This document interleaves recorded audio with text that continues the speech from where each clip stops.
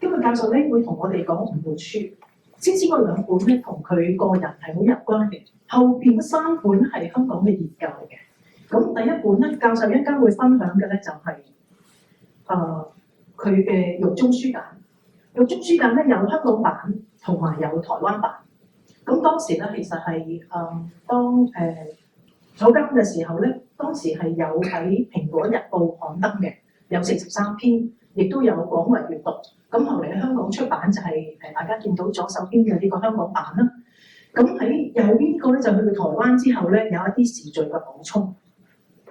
呢個係2013年佔中三子喺幼靈堂佐敦嘅幼靈堂去分享佢哋呢個構思。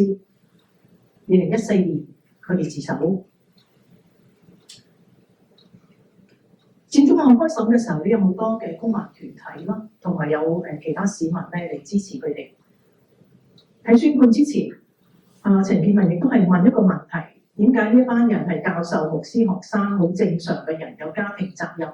最尾要去到坐監咧？咁大家會知道喺荔枝角嗰個位置咧，對面咧有個高嘅位咧，就係影相嘅。啲媒體咧會影到啲人出嚟嘅時候嘅相。呢個狀態係佢嘅狀態。有一啲咧經過呢個審訊嘅人咧，佢亦會舉拳頭啊，或者打招呼啊，有唔同嘅方法。呢個係佢嘅狀態。喺書裏邊咧，佢有提及嘅。雖然我哋一路而家就話今日係要討論禁書嘅問題，但係香港係一路未有出禁書嘅名單嘅嚇，即係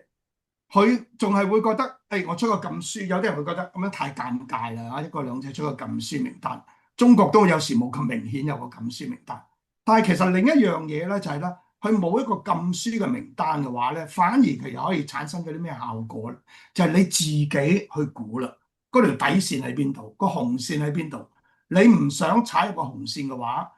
喐下就話你可能你銷售啊，或者係煽動仇恨國家啊等等咧。咁你自己咧，首先咧未到嗰個位之前，你就收埋嚟啦。咁可能咧有啲書咧喺官方眼裏邊咧都未到要禁制嘅情況底下咧，就你已經自己去到即係自我禁制。咁呢種未有禁書嘅名單，但係香港已經開始自我審查咧，其實就好明顯見到咧。首先就係啲同政府相關嘅啲嘅機構，譬如話公立嘅圖書館，好早咧已經開始咧，佢哋自己去睇下咧，究竟有啲咩書咧，分分鐘係會踩紅線咧，佢係先將佢落咗架先嘅。咁包括咗唔止公立圖書館啦，開始學校開始亦都係咁樣做法。咁當然有啲笑話會出現啦，譬如會覺得，咦，魯迅啲嘢都好批判性喎，咁魯迅有啲書係曾經俾人落過架，咁但係你知道中國共產黨起家嗰陣時，魯迅作為一個左翼作家，係其實對成個中國共產黨嚟講推波助瀾噶嘛，個效用係今時今日，喂，連魯迅嘅都可能會出現咁喎。喂，仲有我哋中文大學前校長金耀基，係咪？今時今日佢會話2019係嗰啲黑暴嚟嘅，立國安法係啱嘅，但係咧佢嘅即係中國民主嘅困境咧，都曾經俾人哋落過架嘅喎。我唔知而家有冇上翻架啊？當然有民主嗰2個字咁樣，咁就驚起上嚟咗落咗架先。咁你見到呢個線咧，其實係即係可以去到咁樣嘅地步咧，就係你自己會自我約束嘅。咁我陣間講到喺大學嘅部分咧，我講到嗰個部分之後，陣間周樹峰會回應啦。咁你見到喺大學嘅部分咧，其實亦都係出現咁嘅情況嘅。有啲學者嘅作品咧，基本上已經唔可以喺大學嘅圖書館裏邊去出現。舉個例子，譬如邢福增咁樣以前即係我哋香港中文大學崇基學院嘅神學院院長嗰啲咁樣，咁佢個作品就被視為係敏感嘅，就係要下架嘅。呢啲嘅情況咧，已經係即係陸續咁樣去到即係出現出嚟咧。喺呢一啲咁樣，即使冇禁書嘅名單裏邊咧，其實呢啲公共機構咧，自己已經係自我約束，甚至可能係走到一個地步咧，可能比你想象嘅禁書名單係更加嚴重。但係唔係話代表咧香港已經去到個地步咧，大家係完全唔去到冇晒機會去睇呢啲所謂敏感啲嘅書。我哋見到獨立書店咧，香港好多獨立書店咧，仍然係會有銷售，包括仲話因為介紹部分我仲話所介紹嘅書咧，其實有啲書店咧都係仲係夠膽去買，但係話俾你聽，佢哋承受緊非常之大嘅壓力，係戰戰兢兢嘅。如果你辦一個讀書會題目係敏感啲，或者一個講者敏感啫，有時可能題目未必好敏感都好啦。警察可能已經係企晒喺樓下邊嘅。咁所以咧，其實仲係有人係喺好高壓嘅情況底下咧，係盡量去保持嗰種即係銷售書籍嘅自由。咁但係當然你都知道啦，呢啲書籍唔可能係一啲好大型嘅書店，譬如話三中商嘅書店可以賣得到嘅嚇，即係唔可能會見得到嘅啦。咁只能夠喺呢啲咁樣嘅獨立小書店裏邊咧，仍然係售賣嘅。嗱，呢種情況喺台灣以前其實都係咁嘅。喺台灣白色恐怖時期咧，亦都好多即係被禁嘅雜誌啊或者書籍咧，並唔係話民眾咧完全冇機會去買到嘅。好多人都回憶當年裏邊喺台灣咧白色恐怖時期，我講緊係喺呢個50年代、60年代、70年代呢啲時期裏邊嚟講咧，好多人咧會喺啲報書攤裏邊嚟講咧，如果你同個報書攤嘅老闆熟，佢信任你嘅話咧，佢就可能喺啲書嘅底下裏邊抽一本出嚟賣俾你，等你有機會去睇到呢啲咁樣嘅作品嘅。但係如果佢對你唔熟嘅冇信任咧，佢又唔會賣俾你嘅。咁呢啲情況咧，好相信咧，香港係重複緊以前喺台灣白色恐怖時期裏邊嘅一種嘅狀態。咁嗱，所以咧你見得到啦，即係話佢冇咗呢個禁書嘅書單咧，佢可能產生嘅影響係仲闊嘅。但係亦都因為你冇一個清楚嘅法律嘅禁制咧，亦都有人係或者有機構嘅書店咧，係仍然都覺得我係完全冇人通知過我禁制喎，係犯法喎，點解我唔可以賣咧？咁樣咁睇下你有幾大嘅承受壓力嘅勇氣啊！其實我覺得係越嚟越難㗎，即係唔容易嘅。好啦，咁呢個咁嘅大環境底下咧，我先分享下咧，我出版我自己呢啲書嘅過程裏邊咧，其實面對咗點樣實際嘅情況咧，係遭受呢一啲咁樣嘅政治壓力，令到出版係越嚟越困難。啱啱羅恩惠都講啦，我嘅第一本即係呢幾年裏面第一本書係今日會介紹咧，就係獄中書簡，就係我喺監獄裏邊咧所寫嘅文章結集成書嘅。嗱，咁首先咧，你喺當年裏邊，我呢啲嘅文章點解會出到嚟嘅咧？咁樣其實我係寄俾一個立法會議員，由一個立法會議員咧係轉俾《蘋果日報》，因為喺香港嘅法例裏邊嚟講咧，如果你寄信俾一個立法會議員咧，佢唔可以審查你嘅內容嘅。當時我喺監獄裏邊能夠咁樣做咧，就傳教我係用呢種方式。咁啊，立法會議員咧就將我轉俾呢個《蘋果日報》，所以登咗出嚟嘅。每一次呢啲嘅信咧寄出去嗰陣時咧，佢只係能夠咧睇下你個信封裏邊咧有冇包含一啲唔應該包含嘅嘢，係信啦，咁佢就唔睇內容咧，就寄出嚟嘅。咁當時係可以咁樣做法嘅。但係今時今日，你寄俾邊個立法會議員，佢係會同你合作將你封信再轉俾某個安全啲嘅地方印出嚟咧。你發覺係冇咗民主派議員之後咧，其實呢件事情係唔可以做得到。好啦，當年裏邊我封信係寄俾《蘋果日報》李平編輯嘅。咁啊，李平編輯而家點咧？喺獄中裏邊判咗去7年零幾個月佢只係處理論壇版一個編輯嚟嘅啫。今時今日佢已經而家喺獄中裏邊係判超過7年嘅監禁。所以你見到嗰個政治嘅狀態嗰種轉變。好啦，到我離開咗監獄之後咧，我當時裏邊覺得有價值咧，要將呢啲文章係結集成書，去到咧等大家可以咧係完整咁樣睇我喺獄中所思考嘅問題。咁我內容亦都唔講啦，咁我就反而講呢本書嘅出版係點樣啦。嗱，當時咧我離開監獄嗰時，你已經係2020年3月嘅時候啦。過多3個幾月咧，咁就已經出現咗國安法。咁我喺離開監獄之後咧，處理啲文章之後咧，到我出版嗰陣時咧，就啱啱國安法咧就已經開始生效。咁我哋嘅出版社咧叫做進一步出版社。進一步出版社喺香港裏邊都係歷史悠久㗎啦專出啲即係比較冇咁大路啲主流啲嘅書咁樣，但係亦都有啲書咧其實係銷售量好高嘅，譬如話呂大樂嘅即係4代人香港4代人咁樣。咁當時咧進一步出版社咧最後我講最後咧就係因為咧國安法之後咧，佢哋決係要考慮清楚嗰個政治風險咧，結果陸陸續續咧佢哋嘅董事會都覺得咧係唔應該再繼續落去嘅。佢哋最後出嗰兩本書咧，一本就係我嘅獄中書簡，另一本咧就係戴耀廷講，亦都喺度反思咧係雨傘運動嘅講愛與和平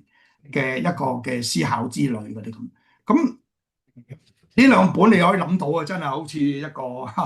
即係 curse 又好咩好啊，總之就係咒詛又好。總之我哋呢兩本書出完之後咧，佢哋覺得個風險已經太大咧，結果咧佢就成個出版社係關閉咗嘅。咁關閉咗之後，咁點啦？咁當時裏邊咧第一版咧只係出1、2千本，但係其實當時好多人想買我嗰本書嘅，而且咧我本書嗰時有咩作用咧？而家都唔怕講啦。當時裏邊咧，其實我係通過咧攞呢本書之後咧，就辦好多場嘅分享會咧，係同嗰啲準備入獄嘅朋友咁樣去到咧準備佢哋咧面對審訊同埋面對坐監嗰時咧，點樣做一個更加好嘅心理準備。所以咧，其實我本書當時裏邊咧係喺香港裏邊咧，我哋辦過好多場嘅呢啲分享會，唔單止係嗰啲被告嘅人，係包括咗一啲比較年輕嘅被告嘅家長咧。當時裏邊咧，我哋都係同佢哋屋企人去分享嗰本書。我好記得嗰啲景象嘅嚇，因為有啲嘅被告咧係講緊10零歲好細嘅中學生，咁啊有啲係好細好細。咁啊家長嚟到，我最記得坐低咧，即係一見到我嗰時，我拎本書出嚟咧，佢哋已經有啲人喺度震喺度喊嘅，因為諗起自己個細路咧，即係要面對要坐監，究竟點咧？其實係非常之憂慮嘅，特別嗰啲媽媽係好緊張嘅，全程聽你講嗰時咧，都喺度捽手啊、喺度喊啊嗰啲咁樣。即係我仲有歷歷在目嘅呢啲情景。咁我呢本書其實係當時係唔夠嘅1、2千本，咁但係出版社已經關閉咗，咁點做咧？咁樣咁結果咧就我同我太太就決定就話，不如我哋自己嚟，我哋自己去出版呢本書，我哋自己去攞 ISBN。攞個即係出版嘅號，跟住咧我哋自己去揾印刷商去印，跟住咧我哋自己咧就逐間獨立書店咧就搬啲書上去，咁啊喺嗰度去賣咁樣。咁啊當時咧就係我哋自己手作咁嘅方式咧去做一個獨立嘅出版，而係可以嘅喎。其實好多地方都可以嘅，全世界即係話咧，如果你自己做得到啱啱講嘅，你申請書號，你能夠自己去揾印刷商，你自己發行呢個書報攤呢個書店嗰度咧，係可以咁樣做。但係呢個過程咧，其實咧已經係唔簡單嘅，即係唔單止話個過程裏邊你發覺好辛苦，即係話你冇有一個機構幫你發行你大嘅書店唔會賣你嘅書，你自己逐間書店走之外咧，我仲遇上一個問題，咩問題咧？就係有一日印到咁上下，一印一冊兩冊三冊，我係咁印，因為有好大嘅需求喺處。突然之間，嗰個印刷商同我講話：阿陳教授，其實可唔可以唔出我哋個名？我哋印刷啫喎，即係淨係同我哋印刷啫，因為我哋已經揾唔到好多香港嘅印刷商。點解？因為喺過往呢10幾20年裏邊咧，印刷咧要減低成本啦，好多都走咗上去大陸裏邊，喺中國大陸深圳裏邊去印。所以喺香港裏邊剩低嘅願意去做呢啲印刷咧。其實有啲時候可能，譬如舉個例子，有啲嘅上市公司，佢哋嗰啲嘅資料要保密，唔係好夠膽將佢送俾大陸去做印刷，所以香港仍都仲有一啲印刷廠咧，係留喺處去做呢啲印刷嘅工作嘅。咁我哋咪就係揾呢啲咁嘅印刷廠去做咯。咁結果咧就係話，可唔可以唔好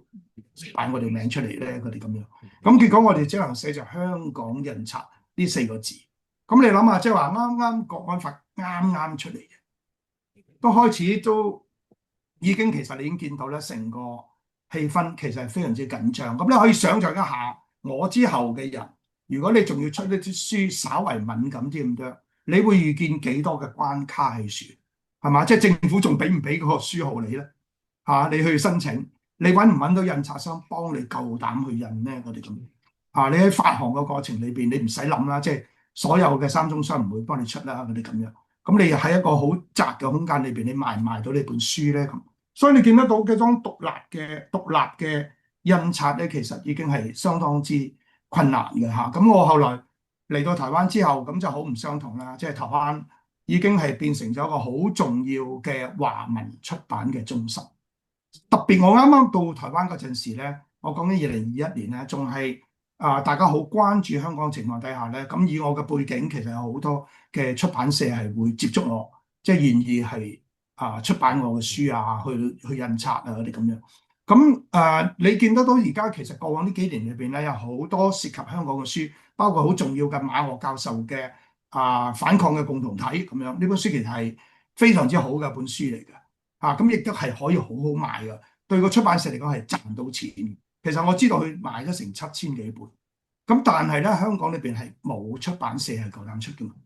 咁佢結果都係嚟咗即係台灣去到即係出版。咁所以咧，以往我哋香港其實係作為一個好重要嘅華文出版中心，中國大陸有啲書出唔到嘅。以前台灣白色恐怖時期好多書出唔到，會走嚟香港出版嘅。而家咧就唔係咁樣啦，就係如果香港啲書出唔到嘅，會走嚟台灣。中國大陸有啲書出版唔到嘅，梗係出版唔到啦，咁佢會走嚟台灣嗰啲咁。所以咧，台灣已經慢慢形成咗，變成咗一個華文出版中心。佢嘅影響力已經唔係淨喺台灣裏邊啦，佢係會涉及到好多嘅華人嘅讀者，佢係分佈喺全球唔同嘅地方。咁呢個我從我自己嘅獄中書簡變成咗台灣嘅反抗受苦而反抗嘅同一本書嚟嘅增加少少內容咧。呢個嘅出版印刷過程裏邊，你見到香港華文出版嘅困境，同埋台灣點樣慢慢咧已經轉變咗，成為一個好重要嘅即係華文印刷中心。而且唔單止印刷喎，喺台灣裏邊我哋出版咗本書咧，往往就好多嘅沙龍會舉辦嘅。咁而家台灣裏邊嚟講，譬如話飛地香港人辦嘅一個出版社，一個書店咁樣，係一個禮拜可能有一兩場嘅沙龍。咁仲有其他嗰啲細嘅獨立書店，譬如左轉有書啊等等，呢啲嘅小書店咧，其實都會成日會辦啲沙龍，即係讀書沙龍活動。咁呢種活躍嘅氣氛咧，係其實係令到我覺得係好欣賞、好羨慕嘅。台灣特別喺即係台北係比較多啲咁多啦。其實你去到其他地方，譬如台南咁樣，三餘書店啊等等，其實都仲有好多其他嘅即係地方裏邊咧，都有呢啲咁嘅書店咧，係做呢啲咁樣嘅活動嘅。好啦，咁我講完呢一本書之後咧，我就會跳到落嚟咧，就講即係我下一本書就係最後一課呢本書。嗱，啱啱阿欣慧都講過啦，我最後一課呢本書咧，其實係因為我要離開中大，要面對個審訊嗰陣時啦，所以我要即係去到做呢一場演講。咁呢場演講咧，結果最撈尾咧就出版呢一本書。呢本書咧，我最後一課咧，我只係其中一個作者嘅啫。哇，咁呢個好弊，點解咧？因為咧，其實總共有4個作者喺裏邊嘅。咁4個作者即係話咧，其實除咗我要咁樣提早去講最後一講。成為咗一個好似一個事件咁樣之外咧，原來仲有其他人。咁呢本書裏邊咧係包括咗有咩咧？有邢福增。咁其實邢福增係最相似嘅情況，即係話咧，其實知道自己咧冇可能會做到尾㗎啦。種種原因咧，佢係會提早去到離開。咁佢已經係提早走嘅。咁邢福增啦，陳祖慧亦都係好突然之間咧，係因為某啲原因咧要離開港大。咁張燦輝其實唔係嘅，張燦輝係正正常常咁樣。即係離開即係中文大學咁樣，咁咧就佢有少少唔係好同啊。喺呢4本裏邊嚟講咧，呢3位前面呢3位咧，其實都係有少少學，都唔係有少少啦，好清楚啊。因為有一啲政治理由咧，我哋係提早離開大學嘅。咁或者我講翻少少即係當時個背景，咁我先俾阿周樹峰接落去啦咁樣。咁當時咧其實咧就係我自己見到咧要面對呢個審訊，戴耀廷同我咧。對於成個審訊同埋對於大學點樣處理我哋呢兩個學者咧個想法係好唔相同。戴耀廷係一個無可救藥嘅樂觀主義者，亦都因為佢係一個無可救藥嘅樂觀主義者啦，佢先會推動一啲好似佔中運動呢啲即係咁有想像力、咁大膽嘅事情。跟住後來搞雷動風雲，以至到係搞呢個初選。咁所以咧，雖然一方面呢句説話話佢係無可救藥嘅樂觀主義者，我對好多嘅對現實嘅評估都係好唔相同。但係我欣賞有啲人咧係咁過度樂觀咧，所以佢會創造一啲即係新嘅嘢出嚟。如果咧佔中三子咧係我係第一子咧，係一定唔會發生呢個佔領嘅，因為我諗得太多思前想後嘅問題有時候太過謹慎。咁咧戴耀廷係有啲魯莽咧，反而咧其實係帶住呢種嘅超級樂觀精神啊，係會創造咗啲新嘅嘢。所以既係即係同佢唔同，但係我亦都欣賞佢呢啲即係同我唔同嘅地方㗎。雖然我唔會同意嘅，但係我會好欣賞佢呢種樂觀嘅精神。咁當時裏邊咧面對呢個審訊，我認為我哋一定係會坐監。佢仲係認為香港嘅法律嘅傳統、普通話傳統裏邊咧，一個和平嘅咁樣嘅示威咧係唔會坐監，就算坐都係好短嘅。所以佢並唔認為咧需要咧提早離開大學嘅。咁我第一件事我就認為唔係，我認為咧我自己打定個心理打定底咧，我話可能去到最長去到2年，如果少過2年咧，就已經你當賺咗啦咁樣。咁佢係唔會咁樣評估，因為覺得香港法律唔會咁嘅。因為普通法裏邊咧，其實有好清楚嘅案例咧，就話咧，如果你係因為一個公義嘅理由係公民抗命，你係違法嘅話，你係要判有罪。但係咧喺量刑方面嚟講咧，係要非常之輕嘅，去到尊重一種即係公民抗命嘅傳統。所以佢一路作為一個法律系嘅教授咧，佢認為法庭係應該咁做。咁第二樣嘢咧就認為咧，大學唔會趕我哋走嘅。我同你都係一個 tenure professor， 我哋係攞終身合約嘅。我哋攞終身合約嘅人咧，其實唔會隨便大學可以開除我哋嘅。咁就算我哋觸犯咗呢啲咁嘅法律嘅話，我哋唔係涉及到一啲所謂道德上邊嘅問題。我哋唔係即係性犯罪啊，或者盜竊啊，或者虧空公款啊咁樣啦，唔涉及呢啲道德問題咧，認為咧唔會觸動到一條咧叫做所謂帶嚟學校即係破壞學校嘅名譽咧，其實係冇辦法開除我哋嘅。同埋好相信大學嘅制度。戴耀廷話嗱，首先一定要成立一個咧係一個所謂紀律調查委員會。紀律調查委員會咁，你見到最近陣間周樹峰會講啦，我哋有個學生就趕走咗啦。紀律調查委員會咧點樣話喺從唔同嘅院裏邊咧，文學院啊、社會科學院係 random 咁樣咧，隨機抽一啲嘅教授出嚟咧，坐喺嗰個委員會嗰度咧去審我哋。佢話點可能呢啲教授會咁亂嚟將我哋開除咧咁樣？所以佢唔認為咧，我哋就算最後判有罪咧，都係會被開除。嗱咁啊，結果係點樣咧？咁樣我兩樣都唔同意，我係好悲觀。咁所以我就提早咗，我哋要辭職要3年至3個月至半年咧，我哋要提出嘅。即係話我其實喺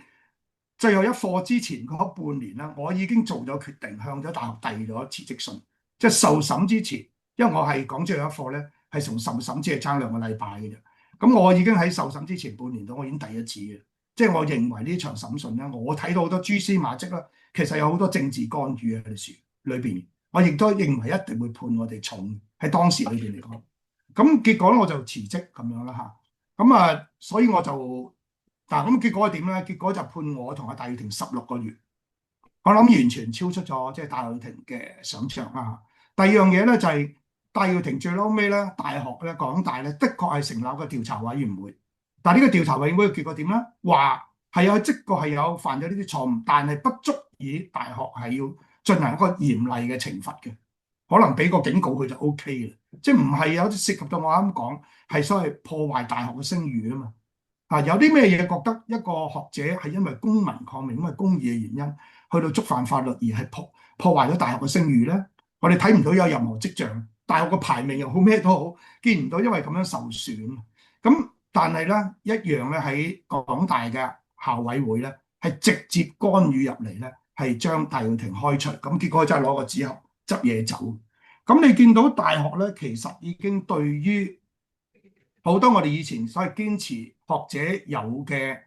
自由咧，其實你已經見到喺制度上邊咧已經出現好嚴重問題。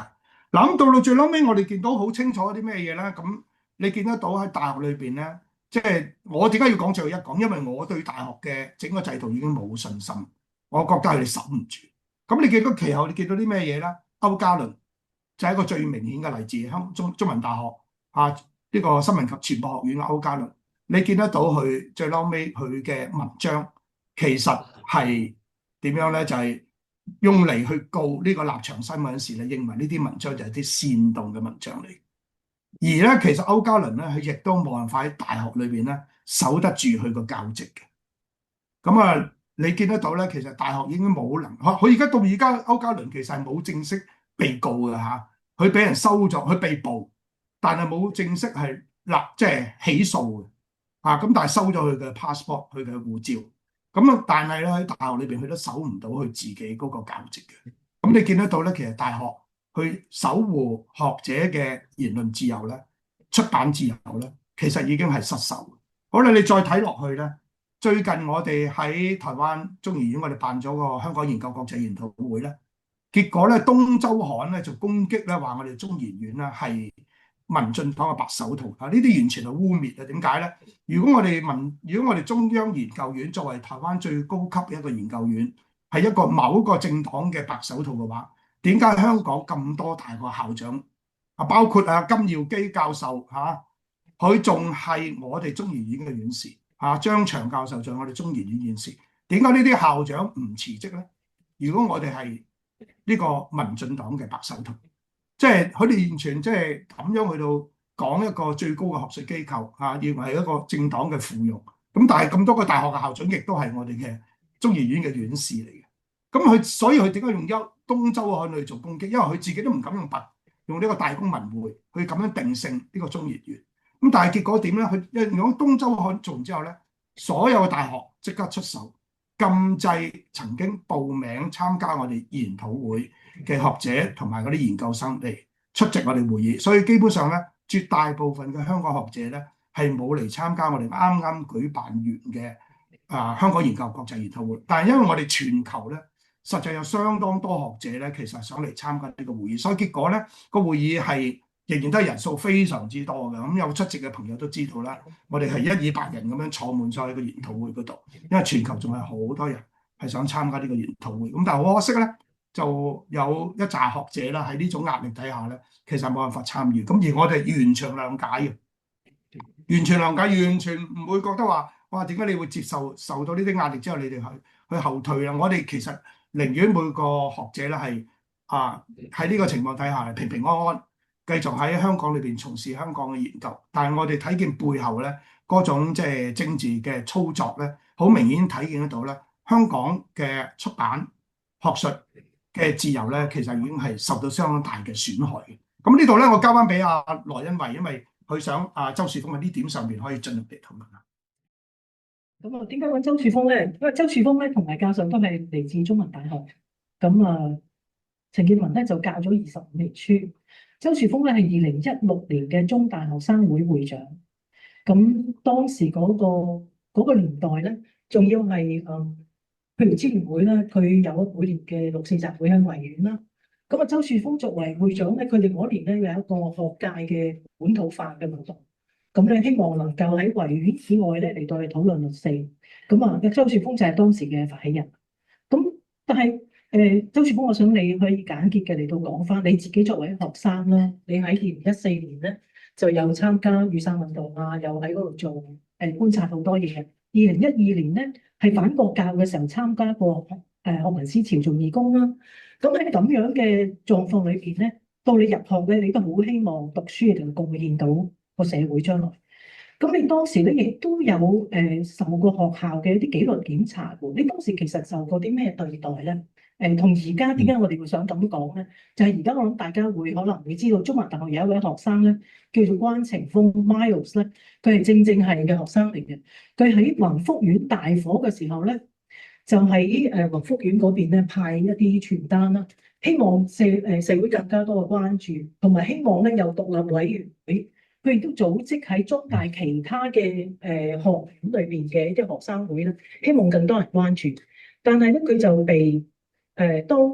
警察拉咗佢之後咧，其實好落案嘅，就係俾學校咧係有一個紀律委員會咧，而家係踢佢出校。所以喺舊生同埋一啲以前嘅一啲資深嘅教授之類，已經有喺網上做一啲聯署嘅。咁我哋想睇一個時代嘅唔同。阿周樹峰，你嗰個年代2016年你做學生會會長嘅時候，你經歷嘅係咩咧？我做學生會嘅時候就因為我2016到17啦個任期，咁到17年3月，中大嘅紀律委員會佢有分書院嘅紀律委員會啦，咁都有分即係整個大學紀律委員會。咁我嗰陣時作為學生會會長咧，就官守嘅 position 咧，咁就係都曾經係紀律委員會嘅一員咁樣。咁唔同層級嘅 case 會有唔同層級嘅處理啦。我諗陳健民教授都知道。咁但係只能夠講當年我 involve 過，即係我有份喺個紀律委員會裏邊處理過人哋嘅2單 case 咧，都相當之守規矩。咁我唔知道今時今日嗰個佢哋嘅聆訊是否咁守規矩啦。咁我相信就唔會。咁但係到後尾，我17年中卸咗任學生會長之後咧，咁我後尾就因為所謂民主牆事件啊，中大民主牆事件，咁我自己就成為咗被聆訊嘅對象。咁long story in short，咁我嗰陣時就喺民主牆嗰度，咁同另外一啲中國嘅同學，咁就係口角，因為咁我哋嗰陣時有啲港獨嘅 poster 咁貼咗喺中大民主牆，咁就一堆中大嘅中國嘅學生啦，咁就上網，咁係召集啲人過嚟撕海報，咁啊最尾就變成咗兩班人，咁啊就口角啦，咁我最尾就即係被立案調查咁樣。咁其實嗰陣時個氣氛，我覺得同依家都相當唔同啦。咁當然就係喺報紙啊或者傳媒上邊就會成個氣氛都好緊張啦，都係即係大家都對罵得好勁。咁但係實際上我個人實際嘅經歷咧，其實就冇外界 depict 得咁 dramatic 或者咁對立嘅。我嗰陣時一個好強嘅感覺就係嗰陣時其中一個爭議點咧就係、時任嘅新亞書院嘅院長，即係中大新亞書院院長黃毅正，咁就佢自己以新亞書院嘅名義啦，同埋佢個人名義都出咗就公開聲明去譴責我啦。咁啊講到哇，即係成個氣氛好似要踢我出校啦，踢我出校咁樣。咁但係實際上，當我進入紀律委員會聆訊嘅時候咧，其實係感受到，亦都實際上收到好多書院同埋學校高層喺背後嘅關心同埋支援嘅。咁有好多我認識也好，或者本來唔認識嘅書院同埋學校高層咧，都私下聯絡我，咁就問即係有冇嘢可以幫手啊。咁亦都有啲人係特登約我出嚟睇下我有冇咩要支援。咁唔代表佢哋認同我嘅立場啦，亦都唔代表佢哋認同我行為啦。咁但係我嗰陣時感受到就係有好強嘅人性，咁亦都係見到大學唔同嘅人係依然係秉守住大學嗰個教育同埋保護學生嘅理念。咁甚至我當然冇辦法證實啦，咁但係我都聽過某啲傳言係話有人係想幫我擋住嚟自外界或者更高層級嘅壓力啦。咁所以最尾成件事由新亞書院同埋黃毅正院長即係好高調嘅公開譴責開始啦，到最後審訊完結咧，我嘅處分其實只係一個可以被消除嘅缺點，即係 erasable demerit， 咁以及個書院服務令咁樣。咁所以其實成件事嗰個審判嘅結果可以講得上係高高提起，最尾就靜靜擺低。咁我一個解讀就係嗰陣時佢哋要做嘅嘢，或者佢呈現嘅方針就係佢必須要對外界嘅政治壓力作出必要嘅高調嘅政治表態，咁樣即係佢都無可厚非，因為始終係要面對東南，面對捐錢嘅壓力啦，面對政府嘅壓力啦，面對中國嘅壓力，咁我哋一定要做出呢個高調嘅政治表態。咁但係同時作為即係有相當人民根基、歷史悠久嘅教育學府，佢亦都係嘗試一定程度上邊係堅持佢嘅風骨，咁啊盡量去完成佢保護同埋教育學生嘅責任。咁但係今時今日即係阿貓就關正峰同學呢個 case 可以講得上係同我當年嗰個處境係完全相反。咁我當年頭先講到啦，再講一次就係佢好高調咁樣提一件事，嘗試滿足外界嘅政治壓力，咁最尾只係俾一個好相當低程度嘅處分，咁亦都去盡翻佢保護同教育學生嘅責任。咁但係喺依家呢單 case 裏邊咧，就完全相反啦。佢成件事佢做得非常之低調，佢想有咁低調嘅咁低調，以至到佢後尾關正峰同學喺即係嗱，我哋唔知道係咪佢叫做公開啦。咁但係成件事喺網上公開咗之後咧，佢甚至係以泄密為理由咧，就係去懲罰關正峰同學。咁就見到成個審訊裏邊，佢係好想低調，背後代表係咩咧？其實佢哋係有一個清楚嘅自覺，知道呢件事一公開咧，係呢個審訊本身先係會對校譽造成毀滅性影響，就並唔係關同學嘅行為，係嘛？即係難聽講句，就算係再叛逆或者再差勁嘅行為，每一間大學都有啦，係嘛？每一間大學都有 unruly 嘅學生，即係先不評論嗰件事本身對或錯。咁但係你一間大學為咗政治壓力，去咁樣高度懲罰一個學生，甚至係將佢踢出校，而呢件事係嗰個學生嘅行為係咪真係有錯咧？喺刑事上面係咪 establish？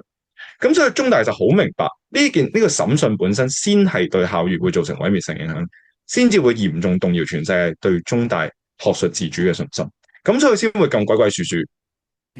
想低調處理嗰件事。但係同時咧，佢對關同學實質嘅懲罰咧，就係最高級嘅，就係直接將佢踢出校，而且佢俾嘅理由咧係極度含混，甚至講得上係唔 make sense。因為佢其中一個理由，好似我頭先所講，係話關同學泄密啊嘛。咁但係我哋嗰陣時喺紀律委員會裏邊，好清楚了解到，成個所謂保密協議並唔係用嚟保障啲委員嘅，個保密協議係用嚟保障嗰啲受審嘅學生嘅。譬如話，如果有一個學生或者一個老師或者一個教授，佢牽涉到一啲性罪行嘅紀律審訊，咁裏邊有啲嘢並不知道真假嘅前提底下，如果有參與紀律審訊嘅委員將嗰啲內容對外泄密咧，咁其實就係影響咗被審嗰人嘅權益。咁所以成個保密協定本質上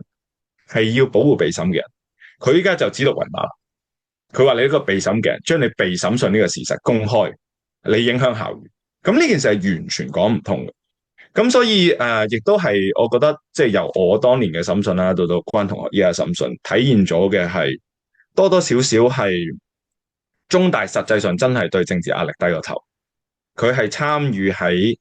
依家國安法嘅體制底下，紅色恐怖嘅氣氛同埋對言論自由更加全面嘅打壓，佢亦都將佢保護或者教育學生嘅責任擺咗喺政治任務底下。咁呢件事，我諗陳教授都感覺到就係，即係其實係非常非常之傷心。我好多謝阿樹峰啦嚇，就我自己作為一個中大人啦，唔單止係個老師啦，我以前都係中大畢業啦，事實上係非常之即係心痛，即係見到大學即係而家呢一種咁樣嘅情況。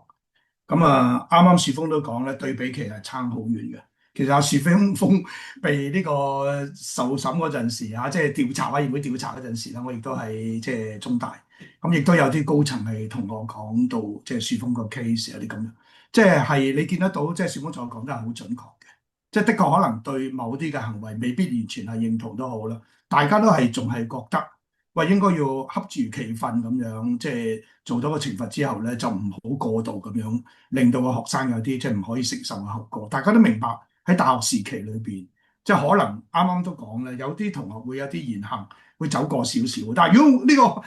世界嗰啲大學生竟然唔會走過少少，好得人驚嘅，即係嗰間咩大學嚟嘅咧，真係好得人驚嘅一間大學嚟嘅，係嘛？個個都已經變到好似教授咁樣講嘢，死啦！真係真係攞命啊！真係。咁啊，但其實做老師嘅大家都係會有咁樣嘅心態，你唔需要認同晒，但係希望盡量打開個空間，同埋俾同學自己去到反思，唔係喐下就即係將一個學生連學習嘅機會都冇，就將佢即係講出嚟，呢個係完全即係不能接受嘅嚇。不過呢個我已經係覺得，唉，我如果咁講落去，我都會即係越講越多啊，我都好嬲嘅，即係對呢件事即係其實係。咁我再講落去咧，其實我啱啱講完即係最後一課，點解要去講咧？就係因為我其實對於大學嘅體制能唔能夠頂得住外邊嘅壓力咧，其實我已經係非常之悲觀啊！所以咧，其實我寧願快啲離開大學咧，我唔好喺我判有罪嗰陣時咧，我教啲班幾大嘅，係100人啊，百幾人，我都唔知中間會產生幾多嘅混亂啊！咁所以我不如就提早退休咧，去處理咗即係呢個問題。我再講落去嗰本書咧，就係未竟嘅革命，其實就係喺度講緊雨傘呢個反送中運動同埋香港人每日嘅抵抗呢本書。呢本書其實係台大嘅一班即係研究香港嘅學者，再加上好似我咁樣係喺香港過嚟啲學者咧，大家組咗稿之後，你出咗一本咁嘅書去反思呢個反送中運動。咁呢個背景咧，其實我自己想講就係我從香港喺我2021年呢個政府咧就嚟會賦予呢個入境處處長咧一個人可以咧停止任何香港人去到離開香港而唔需要得到即係法庭嘅一個嘅 court order 咧，呢個咁樣嘅權力生效之前咧，大概2個禮拜咧我就離開咗香港去咗台灣。咁我係初係喺政治大學做一個訪問教授嘅。我係後來到舊年，我先至轉咗嚟中研院咧，全時間做研究。咁我當時一落地咧，都幾深感受。我一落地咧，就去到台灣咧，就當時係COVID 中間啦。咁一班教授咧，佢哋啱啱就有一個好自己內部一個好大嘅會，20幾人咧，咁就請我去嗰度咧，就同佢先去分享最近即係香港嘅情況嗰啲咁。咁我突然間覺得，咦，原來台灣都係有一個群體好關心香港嘅問題。咁跟住咧，到個 Covid 過咗去咧，政治大學咧就安排咗個演講俾我咧，係喺校園裏邊咧情況。哇！結果我睇見嘅情況係點咧？即係嚇親我嘅，即係好似一個百萬大道咁樣嘅一個空間咧，佢哋從來都冇諗過喺嗰度講講座。咁我就喺嗰度講講座。咁結果咧，佢哋安排咗幾十張、100張膠凳，仲每個人安排咗個菠蘿包同埋一個凍檸茶。即係等啲人有啲香港味道去聽我嗰個演講咧，結果其實係坐出嚟嘅人咧係講緊100-200人，係要坐喺側根嗰度。咁所以我去到當時我都幾大衝擊，因為原來有咁多人咁關注香港問題，後邊嗰啲冇菠蘿包啦，冇凍檸茶飲啦，但係都一路坐一路大家討論問問題，咁去到黃昏啊，去到黃昏嗰時咧就仲喺度講緊。咁啊好多教授同我講咗，我都未見過政治大學咧係咁樣嘅情況。咁亦都有啲香港嘅年青人咧喺我演講之後同我講嘅嗰時係淚流滿面。咁所以好感受到即係當時裏邊咧嗰班年青人咧仲係對香港嗰種嘅關注。咁亦都有一撮學者係對香港問題好關心。當時台灣大學咧台大咧亦都有一個小組咧係一啲特別關注香港嘅研究小組。咁所以咧呢本書係即係咁樣嘅背景裏邊出版，就有一班即係台灣嘅學者好關心香港嘅問題。但係咧到我慢慢再留低落嚟之後咧，我見到個情況嘅變化，就係咧其實咧喺呢個熱潮2019、2020嘅熱潮過咗之後咧，慢慢咧其實咧喺即係台灣嘅媒體其實已經係少咗好多即係報導香港。呢個我當然對我嚟講都係個驚訝。點解咧？因為我覺得香港應該係一個好嘅例子，讓台灣人了解唔單止香港，係了解中國。因為對台灣嚟講最大嘅威脅就係中國你要統一埋台灣啊嘛。咁你應該通過香港嘅例子去了解中國嘛。但係事實上邊咧，對於香港嘅關注咧，過咗嗰個2019、2020、21度咧，咁開始咧，你見到個熱潮係慢慢係去到退卻嘅。唔單止話對香港問題唔了解咧，你覺得既然中國對佢咁大威脅嘅話，係咪都應該好了解中國咧？都唔係。喺呢個大學裏邊嚟講啦，我竟然係大學要求我去教咩課程咧，就教當代中國社會嘅課程。因為佢哋其實唔係好多老師咧係研究中國。咁我真係覺得都幾得人驚啊！即係話咧，其實原來台灣咧經過呢20幾年裏邊嘅種本土化咧，嗰種內向性係好強，淨係望住自己本土嘅好多嘅問題，對於香港、對於中國嘅情況咧，其實都係好缺乏理解。咁我慢慢開始去揾到我自己一啲嘅角色，即係我自己其實本來係做中國研究嘅，我自己係做中國研究嘅，但係我越嚟越慢慢覺得就係話，好似離開咗香港之後咧，有一種使命感，就覺得我哋應該我要從事翻一啲嘅即係中國研究。當然我可以帶住一個香港研究，我可以帶住個中國研究嘅背景去研究香港，亦都有好處嘅。喺我陣間講嗰本書，下一本書咧係講呢個巨浪後啦。我基本上講香港公民社會嘅變化咧，我都係引入咧就係講中國究竟點樣處理公民社會嘅。嗰套嘢點樣植入咗嚟香港嘅而家？咁我有一個中國研究嘅背景，我覺得幫我了解香港今時今日發生嘅事情咧，其實係比較好嘅。因為我自己其實喺中國裏邊咧，唔單止係話做一啲講學啦，其實我喺中國裏邊都參與公民社會工作好耐。即係話其實我喺中國嘅國安法下邊咧係工作咗好耐。喺中國一路都有國安法，我哋喺中國裏邊咧做公民社會嘅工作咧，其實成日都面對住國安嘅騷擾啊等等。所以其實就我已經開始用我自己個中國研究嘅背景咧，去睇香港而家即係發生緊即係咩嘅事情嘅。咁我就開始慢慢就覺得呢個好似而家都係我嘅使命，就係咧我離開香港，我做一個流散嘅學者。我唔敢講我自己係流亡學人啦嚇，即係冇人話又冇通緝我，又冇人話香港要捉我。我只話我覺得我流散咗出嚟，我喺外邊可能仲可以做一啲嘢，比我留低香港更加多嘅咧。就係我諗緊，我應該要好好地去推動香港研究，去保護香港嘅歷史，去將香港嘅真相反映出嚟。因為我已經睇見留喺香港嘅特別係社會科學嘅學者，佢哋面對種種嘅困境咧，我覺得海外嘅人咧就唔好度互相鬧交啦。因為我呢兩日我見到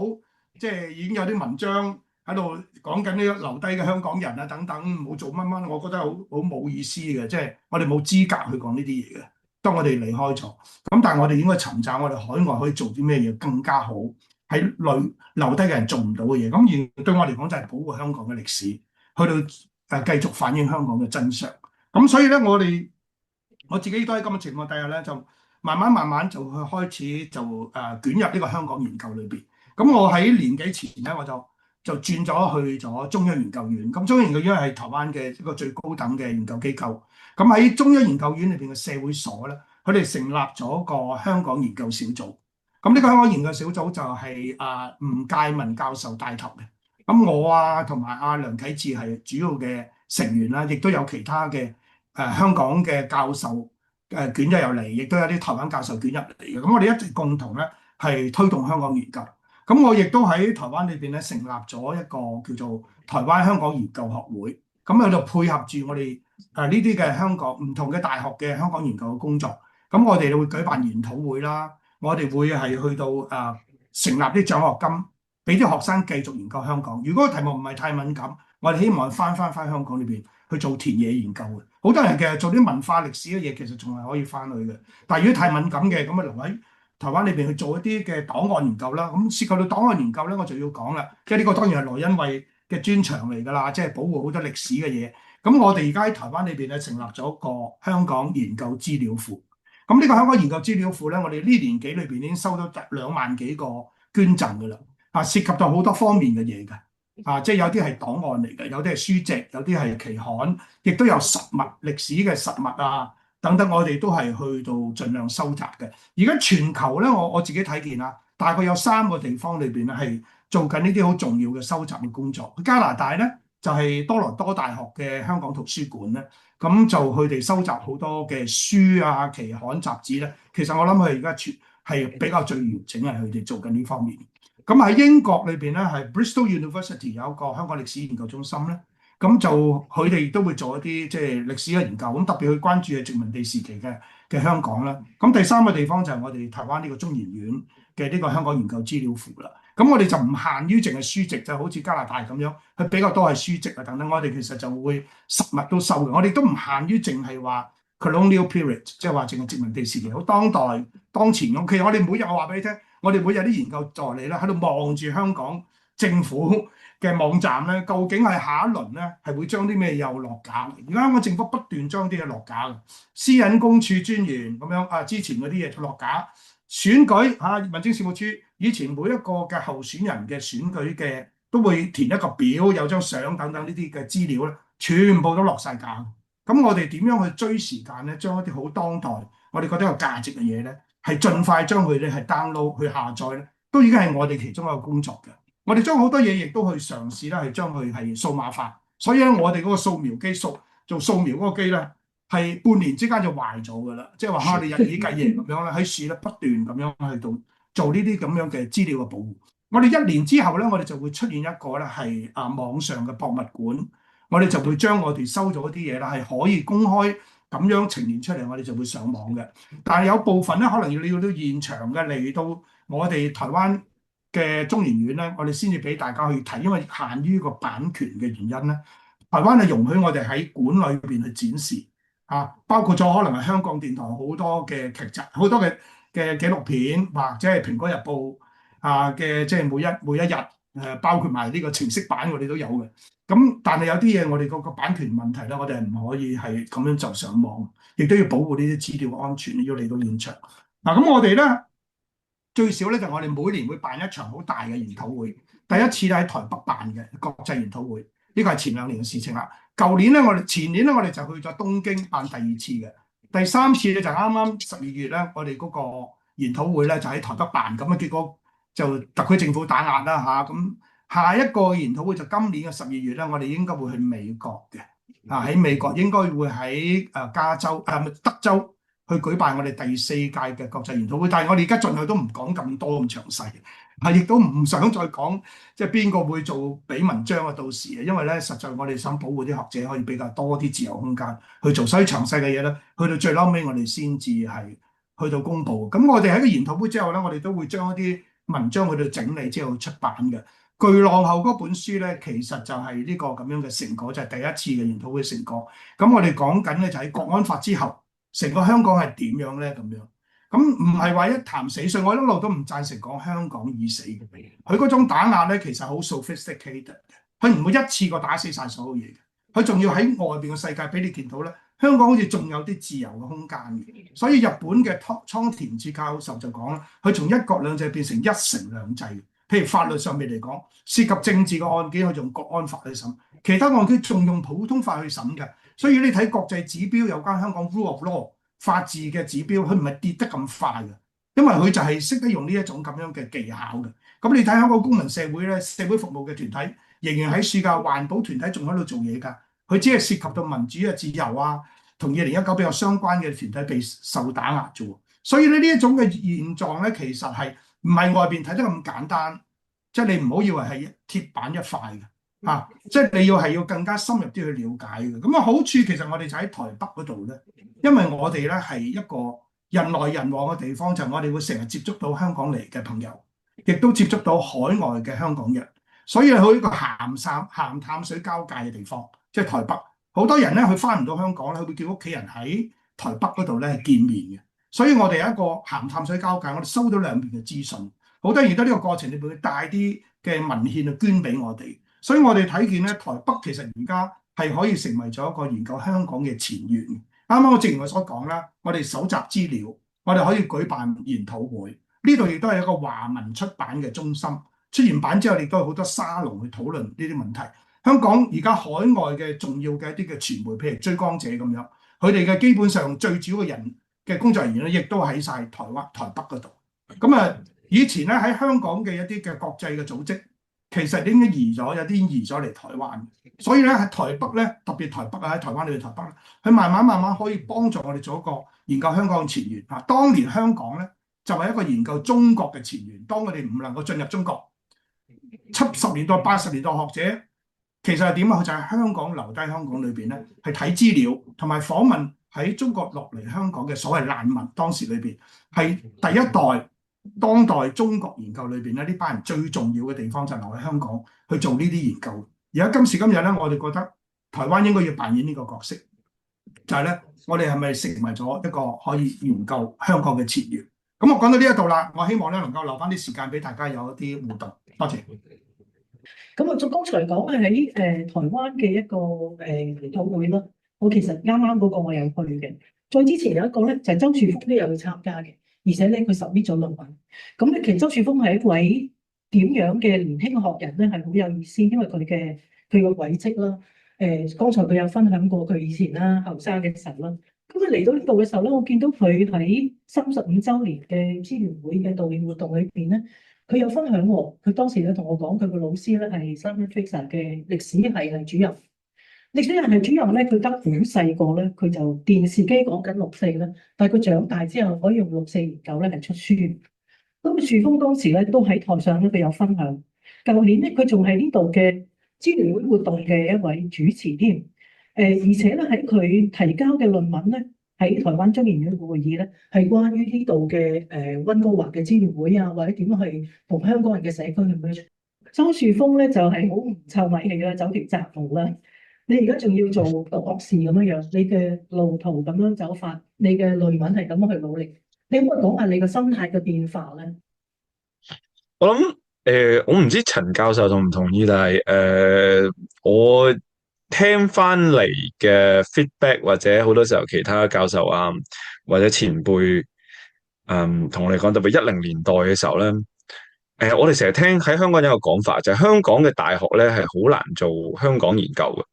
嘅。呢件事係幾有趣嘅，譬如日本嘅大學，譬如我而家喺日本啦，譬如隔離早稻田大學，咁佢做好多日本嘅社會或者日本嘅文化風俗嘅研究。咁但係調翻轉喺香港嘅大學咧，就好少見咧。係做香港嘅研究，譬如甚至係講話唔好講遠，即係我以前喺中大係政治系，中大政治系裏邊有好多教授係研究國際政治嘅，研究美國，係咪研究中國、研究台灣，但係研究香港政治嘅人咧，其實好少。咁最出名就當然係馬學啦，即係以我嘅世代嚟講。咁反而到依家咧，有一個有趣嘅現象就係19年之後。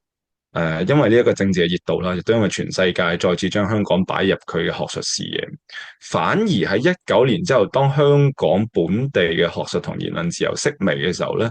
香港研究咧就喺全球嗰度就爆發開來啦。咁頭先陳教授提到台灣啦、英國啦、加拿大啦，都係有唔同嘅 centre，有唔同嘅 base 係去繼續發展嘅香港研究。咁呢件事對我嚟講係好鼓舞，亦都好開心嘅，因為咁當然我 undergrad 就亦都不是一個好好嘅學生啦。咁但係當年好失望嘅就係，其實我入大學，然之後後尾揀去政治系，本身就係想知多啲同埋理解多啲有關香港社會嘅事，想更加深入了解香港政治，咁同埋答嗰個即係最 fundamental 嘅問題。咁究竟香港能否民主化咧？如果不能係點解？如果能又係要走一條點樣嘅路咧？呢啲問題喺過往喺香港本地係好少人研究。咁當然即係你唔能夠抹殺話全部冇人研究，咁當然唔係啦，亦都有好多好好嘅學者啦。咁咧調翻轉就係依家我係喺歷史系啦，喺 UBC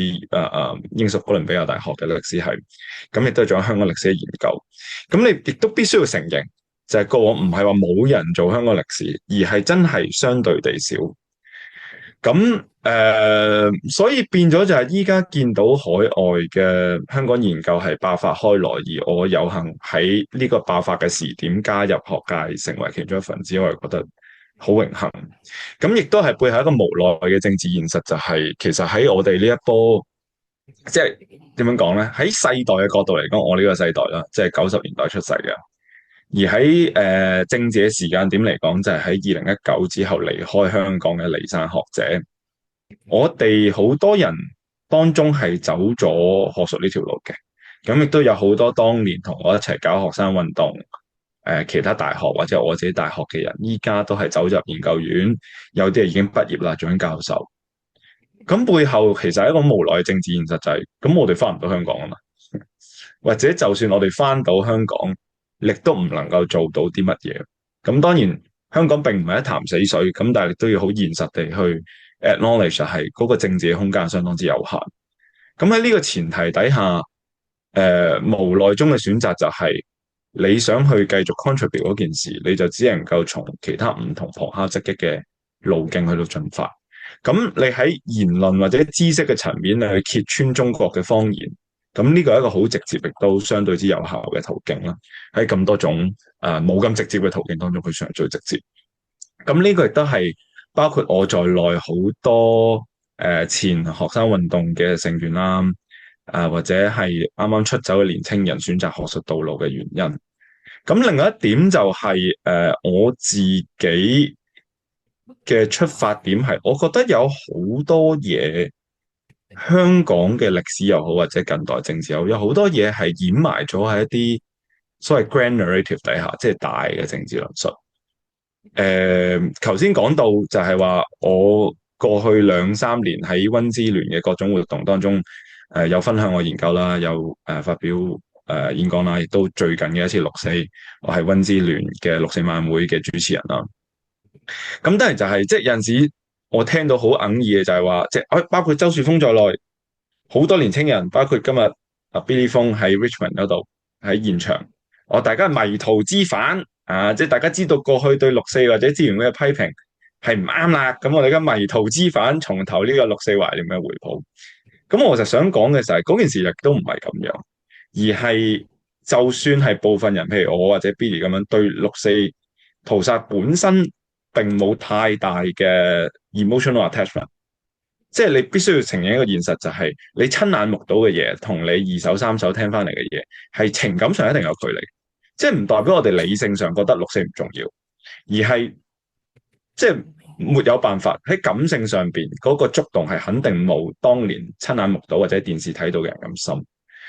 咁但係調翻轉，另外一樣嘢就係亦都體現咗，我覺得唔單止我哋呢一代人，甚至係香港人整體嘅成熟，就係大家開始了解到某啲 subtle differences 其實可以放低，即使大家對6·4唔係咁深情感都好，喺爭取香港民主或者對抗中共或者守護真相嘅呢啲前提底下，我哋係可以繼續參與6·4。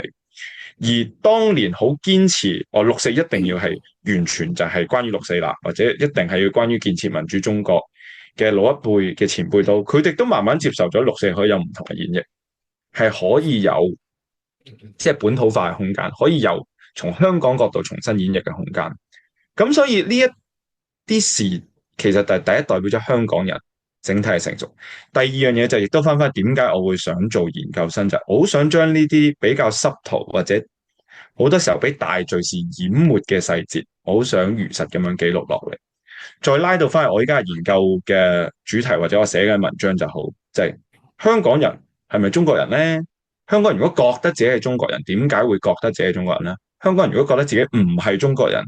點解會覺得自己唔係中國人呢？咁香港人係中國人呢個諗法，當初歷史上嘅根源係由幾時開始呢？咁我覺得即係學者相對於即係喺第一線參與政治嘅 activist 或者係學生運動或者係政治運動嘅人嚟講，佢多咗一個 privilege，多咗一個空間，就係佢可以抽離於一啲最劇烈、最熱烈、最會嘈到面紅耳赤嘅爭論，而係比較理性、比較 remote、比較疏離咁樣，係去睇成件事嘅前因後果。咁呢一個亦都係我點解依家會想參與學術研究嘅原因。咁希望就係長遠嚟講，香港人係咪能夠鬥得贏中共呢？唔知。咁但係香港人如果連自己係乜嘢都唔知道，或者香港人嘅歷史或者社會或者自己係乜嘢都冇一個理念、冇一個理解嘅話，其實我哋好難走到落去。咁所以就係希望大家繼續支持香港研究，繼續支持陳教授啊，亦都繼續支持我同我嘅朋友。多謝大家。你咧就係教授講嘅其中一本《巨浪後》，咁咧就溫之聯有幫我哋做團購嘅喺呢度。另外一本咧會比較少人睇到咧，係思想雜誌嘅12期，其實都係早稿嚟嘅。有一啲唔同地區研究香港嘅學者咧做咗啲調查，咁佢做咗一個專輯，就係嚟散與連結咁嘅。咁最後咧，我想請陳健民教授咧做一啲嘅總結。好多人都問咧，即係我哋而家用咁多力量去做資料庫，做推動香港研究，最撚尾係咪真係有好大嘅作用咧？咁樣其實我真係唔係好知嘅。不過咧，我就最撚尾有本咁嘅書喺我手上面，呢個本叫《大圖講》。《大圖講》呢本書咧係寫緊喺50年代咧，喺中國大陸裏邊咧一波一波嗰啲人咧點樣咧千山萬苦咁樣咧走嚟香港一個過程裏邊。佢其中一個小故事都幾即係觸動。佢咧呢個記者寫嘅，佢發覺咧當時裏邊有好多人死喺一個地方咧，叫做梧桐山。呢個梧桐山就係深圳同香港嘅邊界嘅地方嚟。咁佢咧就睇完啲檔案之後咧，就走去個梧桐山睇下點解死咁多人咧咁樣。去到睇下咧，咦，嗰個梧桐山其實唔係好高嘅，點解又唔係好斜嘅？點解跌死咁多人？嗰啲難民啊，所謂中國啲難民會跌死咁多棵樹咧咁樣。咁後來佢研究出嚟嘅結果，其實就發覺咧。佢睇完個地理形勢之後，發覺其實最主要原因就係呢啲人咧喺廣東省以至廣東省以外嘅人咧，千辛萬苦，最撚尾走到嗰個位嗰時咧，爬上山上一望到對面咧係香港嘅地方咧，整個人太過激動，結果咧就喺嗰度咧太激動，情緒太激動就跌咗落去，就跌死咗一大扎人。話呢啲咁樣嘅故事咧，你可以即係從呢個死亡嘅地點，你可以諗到當時嗰啲人嗰種渴求咧，點樣要走嚟一個咧係自由啲嘅、繁榮啲嘅，其實都唔係好繁榮嘅。50年代香港一啲都唔繁榮，佢覺得係可以逃避咗中國共產黨一個自由啲嘅地方。從呢個故事你都見得到，呢本書點寫咧咁樣？其實就係一個記者咧，去揾翻好多喺廣州裏邊嘅政府啲檔案，跟住咧檔案館裏邊揾啲資料去寫呢一本書。而香港佢揾唔到好多咧，就只係揾到舊報紙咧去做啲研究。咁我覺得咧，一本呢個書好有價值嘅，而佢係。當年咧，全靠嗰啲人咧，仲係收咗呢啲檔案，或者將啲舊報紙存咗起嚟咧，佢就係可以寫呢一本書出嚟。如果當時有更加完整嘅檔案咧，可能佢寫得特別係佢話嚟到香港之後咧，嗰個部分佢寫得比較虛弱啊，就係因為唔係好足夠資料。咁我自己會諗咧，就係有時候你唔知道即係最嬲有咩效果嘅，但係咧通過呢啲書你係見得到咧一個即係被禁制嘅中國同一個自由嘅香港嘅反差。